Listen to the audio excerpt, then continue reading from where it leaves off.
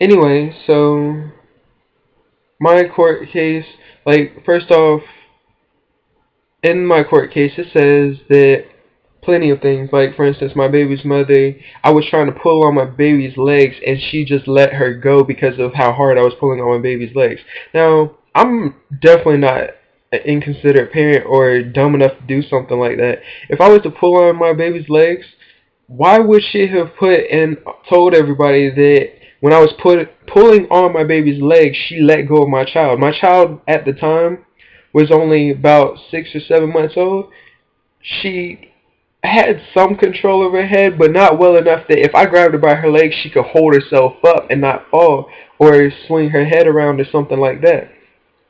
Anyway, so um, they tried to say that from what I heard that they said my child was unconscious and had to be taken to the hospital. That was a lie because when I gave my baby back to my baby's mother to get my baby's mother to calm down, they had the ambulance take my child to the hospital because of when my baby's mother made me fall holding my child. I asked her, "What is she trying to do? Make me drop my child?" She said, "You dropped my child, you dropped my child." I said, "No." I said, "Are you trying to make me drop my child?"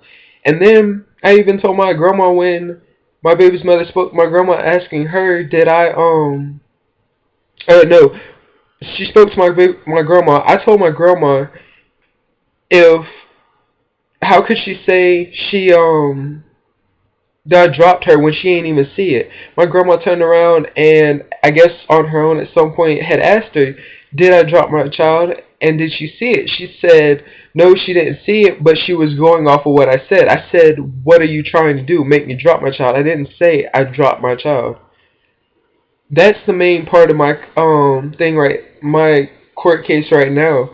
There's no proof that I dropped my child. She was perfectly fine. If I dropped my child, I'm like 6 something. If I dropped her from 5 feet at at like 6 or 7 months old, she would either most likely be dead or have permanent brain damage.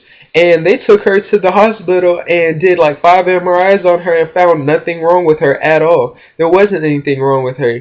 The people she was staying with currently also had been trying to get me sent to jail for a while because the lady one day when we had a talk, she was telling me straight up she believes that I should go to jail for whatever reason. But I've known my baby's mother since she was like 9, and we've grown up here and there being around each other and stuff, and I've gotten to really know her. I am not the type of person to force anything or nothing like that.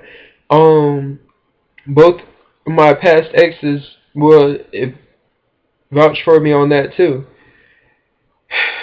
Um,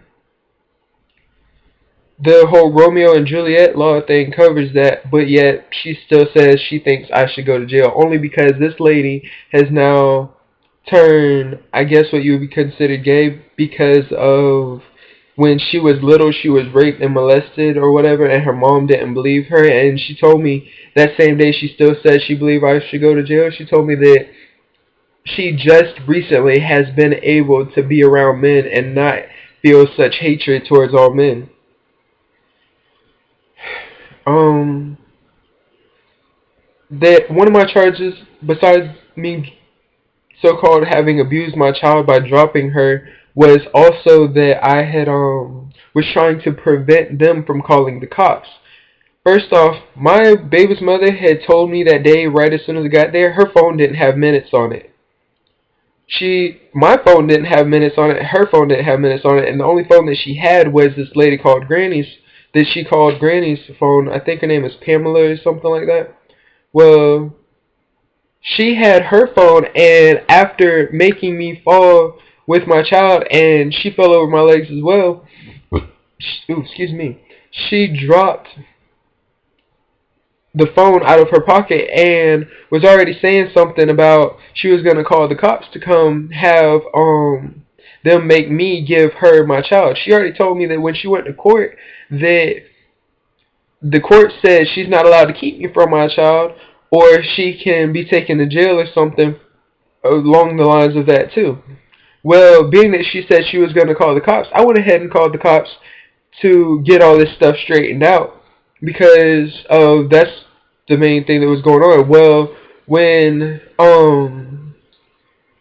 she got there, when the cops got there, they had us go through writing written statements and go through the whole list of events.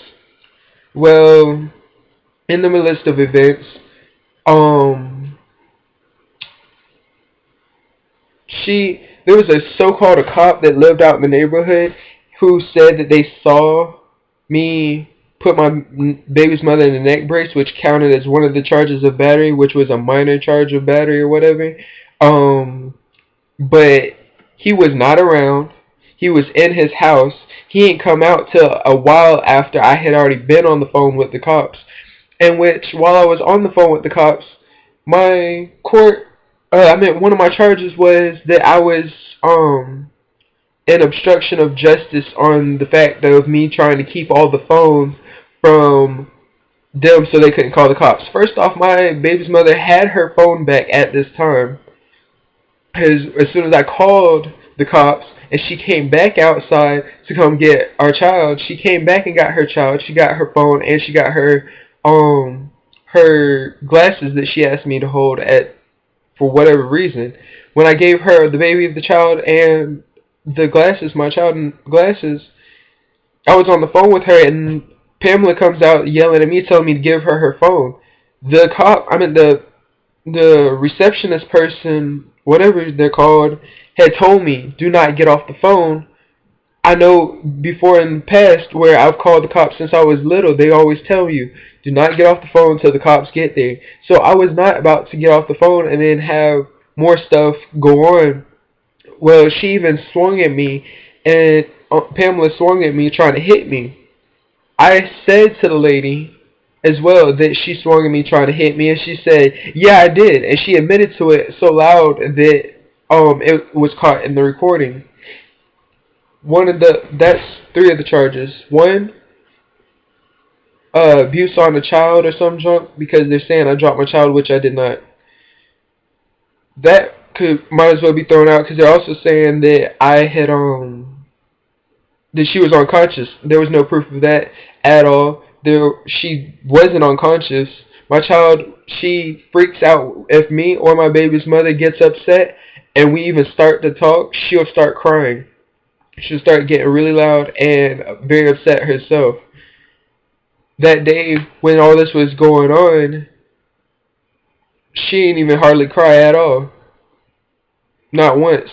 When she was like in the middle of it, she had her eyes wide open, was freaking out, like shaking, not shaking, like her heartbeat was beating fast, and she was going like this, putting up her hands. I don't know why, but only time she was actually crying was when I was holding her like face down, because I was holding her, supporting her head up under her chin with the palm of my hand and had her body going down my arm, and I was holding up my arm, like my other arm, like this, at the time of which my baby's mother was flailing around and accidentally elbowed my baby in the head. I was trying to protect her from getting hit by my baby's mother, which at that time was laying across my legs trying to get up and flailing around. I wasn't holding her down or nothing like that.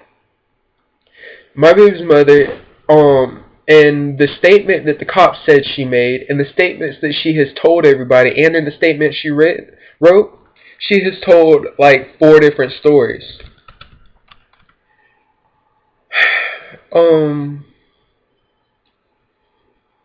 Hold on.